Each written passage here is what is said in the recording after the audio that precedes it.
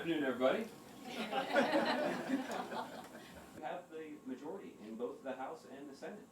You have a responsibility. These are hard lessons that the Soviet Union had to learn in Afghanistan a few decades ago. And this is a hard lesson that the United States of America had to learn in Iraq in the last decade. So you don't have to dig back into ancient history to see how this is going to play out for the Russians. And it's not good. Without drama and without brinksmanship to raise the deficit.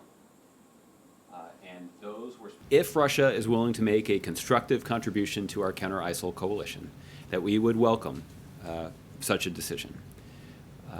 We've seen Russia resist doing that. To give voters a reason to vote for them and to support their vision. That means distinguishing themselves in the Republican conference between extreme ideologues who represent a minority, but yet they've now had to resort to military action to provide additional support to the Assad regime. They're being backed by the Iranians as well.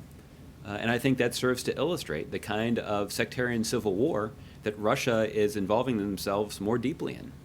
That will be a challenge that, as the winner of the last two presidential elections have been held in this country, the president understands that presidential politics are tough. And he understands that it is the responsibility of individual candidates to distinguish themselves, to give voters a reason to vote for them and to support their vision. That means distinguishing themselves from their competitors, and in some cases that means distinguishing themselves from the current occupant of the office. So you don't have to dig back into ancient history.